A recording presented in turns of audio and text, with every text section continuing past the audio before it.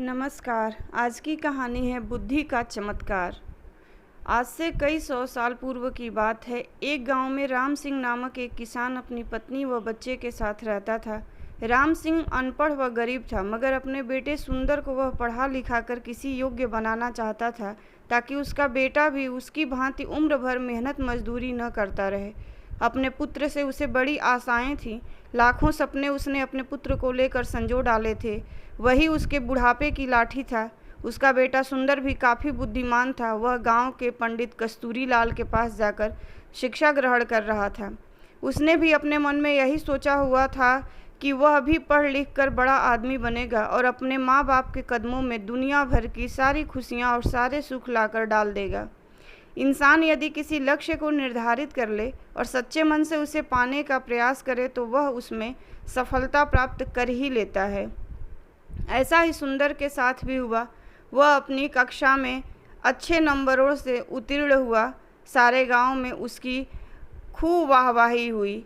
अपने बेटे की इस सफलता पर राम सिंह का मस्तक भी गर्व से ऊंचा हो उठा। एक रात राम सिंह ने अपनी पत्नी से कहा, सुंदर की माँ, मेरे मन में सुंदर को लेकर काफ़ी दिनों से एक विचार उठ रहा है। कहो जी, राम सिंह की पत्नी ने कहा। ऐसी क्या बात है? क्या सुंदर की शादी ब्याह का विचार बनाया है? अरे भगवान, शादी ब्याह तो समय आने पर हम उसका करेंगे ही, मगर अभी उसे अपने पैरों पर तो खड़ा होने दें। मेरा तो यह विचार है कि क्यों न हम उसे शहर भेज दें, ताकि वहाँ जाकर कोई अच्छा सा काम धंधा सीख कर कुछ बन कर दिखाए। यहाँ गांव में तो बस मेहनत मजदूरी का ही धंधा है। पढ़ने लिखने के बाद भी यदि उसे यही धंधा करना है तो पढ़ाई लिखाई का तो लाभ ही क्या है। हमारा तो अपना कोई खेत भी नहीं है जिसमें मेहनत करके वह कोई तरक्की कर सके। मगर सुंदर के बापू, सुंदर ने तो आज तक शहर देखा ही नहीं है। हम किसके भरोसे उसे शहर भेज दें? सुंदर की माँ कमला ने कहा। माना कि हमारा सुंदर समझदार और सूझबूझ वाला है और शहर में वह कोई अच्छा सा काम धंधा तलाश भी लेगा, मगर शहर में टिकने का कोई ठिकाना भी तो चाहिए। सुनो सुंदर की माँ, शहर में मेरा एक मित्र है। हालांकि हम दोनों वर्षों से एक दूसरे से नहीं मिले, मगर फिर भी मुझे उम्मीद है कि यदि मैं सुंदर को उसका पता ठिकाना समझा कर भेज दूँ तो वह अवश्य ही उसे शरण देगा और रोजी रोजगार ढूंढने में वह सुंदर की सहायता भी करेगा। बात तो आपकी ठीक है, परंतु सुंदर के बापू, लेकिन मेरा मन नहीं मान रहा है कि मैं अपने लाल को अपनी आँखों से दूर करूं। ऐसा तुम अपनी ममता के हाथों मजबूर होकर कह रही हो, मगर दिल से तो तुम भी यही चाहती हो कि हमारा बेटा तरक्की करे। इसलिए दिल को मजबूत बनाओ। सुंदर शहर जाकर कुछ बन गया तो हमारा बुढ़ापा भी सुख से गुजरेगा। और इस प्रकार राम सिंह ने अपनी पत्नी को समझा बुझाकर सुंदर को शहर भेजने के लिए राजी कर लिया। उसी शाम सुंदर जब अपने यार दोस्तों के साथ खेल कूद कर घर वापस आया तो राम सिंह ने बड़े प्यार से अपने पास बैठाया और अपने मन की बात बता दी। सुंदर यह जानकर बहुत खुश हुआ कि उसका बापू उसे शहर भेजना चाहता है। वास्तव में सुंदर भी यही चाहता था कि वह किसी प्रकार शहर चला जाए और वहाँ कोई ऐसा काम धंधा करे जिससे उसका परिवार सदा सदा के लिए गरीबी से छुटकारा पाकर सुख भोगे। अतः पिता का प्रस्ताव पाकर वह बड़ा खुश हुआ और बोला, पिताजी, चाहता तो मैं भी यही था कि पढ़ लिख कर शहर जाऊं और अच्छी सी नौकरी करके घर की कमाई में आपका हाथ बटाऊं, मगर कहीं आप मुझे शहर भेजने से इनकार न कर दें, यही सोचकर मैंने आपसे अपने मन की बात नहीं कही। मगर अब जब आप स्वयं ही मुझे शहर भेजने के इच्छुक हैं तो इससे अधिक खुशी की बात मेरे लिए भला और क्या हो सकती है। मैं अवश्य ही शहर जाऊंगा। और इस प्रकार दूसरे ही दिन राम सिंह ने उसे दीन दुनिया की ऊंच नीच समझाई और अपने मित्र का पता देकर शहर के लिए विदा कर दिया। सुंदर काफ़ी सूझबूझ वाला समझदार युवक था। अपने माता पिता के दुख दर्द को वह भली भांति समझता था।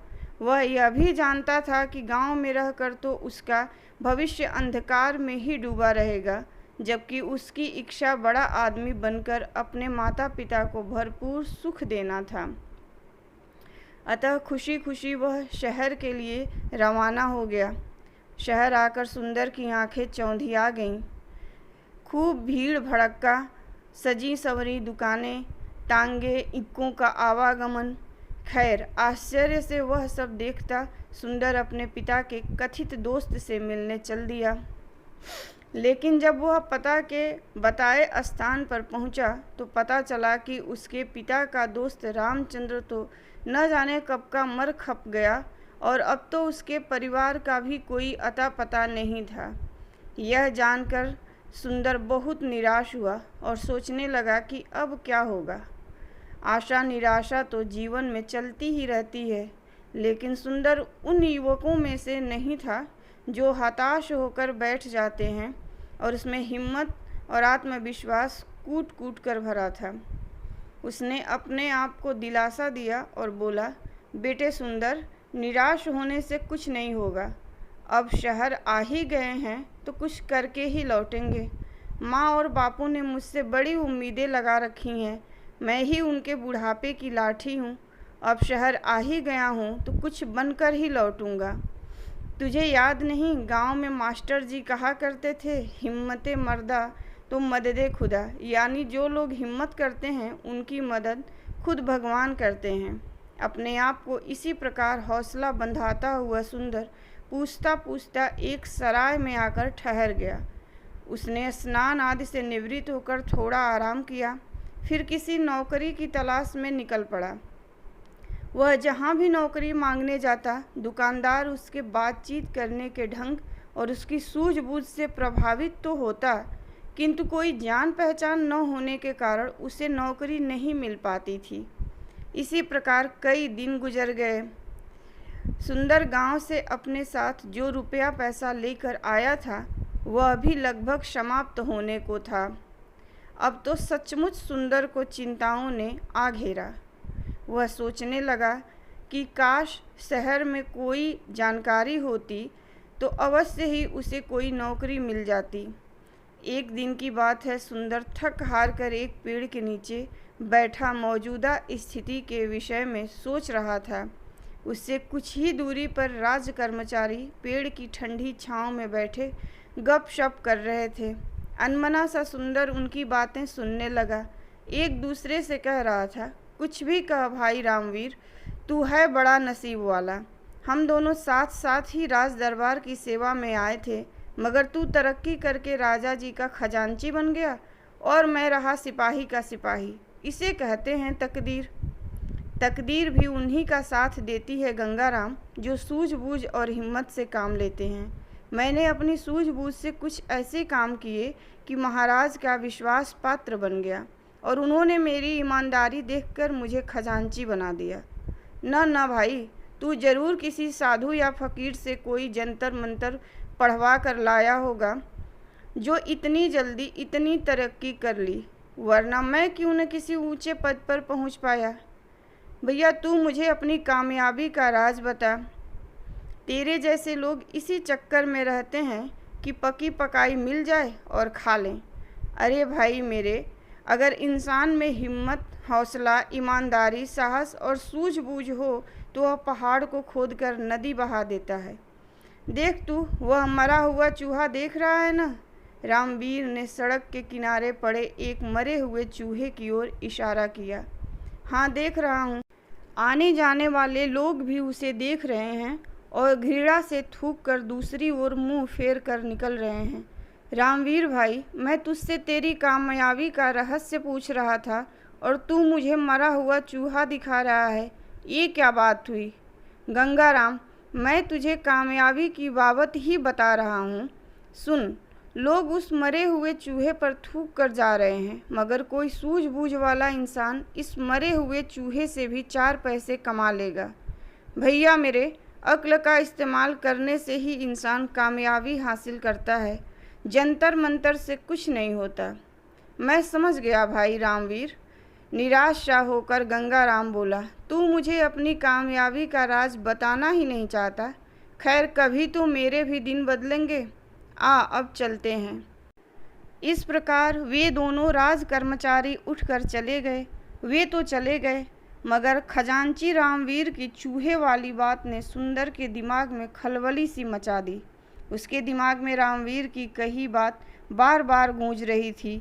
लोग उस मरे हुए चूहे पर थूक थूक कर जा रहे हैं, मगर कोई सूझबूझ वाला इंसान इस मरे हुए चूहे से भी 4 पैसे कमा लेगा, 4 पैसा कमा लेगा, 4 पैसे कमा लेगा। सुंदर सोचने लगा, खजांची की बात में दम है। जिस देश में मिट्टी भी बिकती हो वहाँ कोई चीज़ बेचना मुश्किल नहीं, मगर इस मरे हुए चूहे को खरीदेगा कौन? कैसे कमाएगा कोई इससे 4 पैसे? चूहे को घूरते हुए सुंदर यही सोच रहा था, लेकिन उसकी समझ में नहीं आ रहा था। तभी सड़क पर उसे एक तांगा आता दिखाई दिया। तांगे में एक सेठ बैठा था, जिसने एक बिल्ली को अपनी गोद में दबोचा हुआ था। बिल्ली बार बार उसकी पकड़ से छूटने की कोशिश कर रही थी। अभी घोड़ा गाड़ी सुंदर के आगे से गुजरी ही थी कि बिल्ली सेठ की गोद से कूदी और सड़क के किनारे की झाड़ियों में जा घुसी। अरे अरे तांगे वाला, तांगा रोको, मेरी बिल्ली कूद गई, सेठ चिल्लाया। तांगा रुका और सेठ उतरकर तेजी से झाड़ियों की तरफ लपका। अरे भाई तांगे वाला, देखो मेरी बिल्ली उन झाड़ियों में जा घुसी है, उसे पकड़ने में मेरी मदद करो। सेठ झाड़ियों के पास जाकर बिल्ली को बुलाने लगा। आ आ पुसी, पुसी आओ। इसी बीच तांगे वाला और सुंदर सहित कुछ अन्य लोग भी वहां जमा हो गए थे। अरे भाई, मैं किसी खास प्रयोजन से इस बिल्ली को खरीद कर लाया हूँ, इसे कोई बाहर निकालने में सहायता करो। सेठ बेताब होकर एकत्रित हो गए लोगों से गुहार कर रहा था, जबकि झाड़ियों में घुसी बिल्ली पंजे झाड़ झाड़ कर गुर्रा रही थी। देख नहीं रहे हो सेठ जी, बिल्ली किस प्रकार गुर्रा रही है? एक व्यक्ति बोला।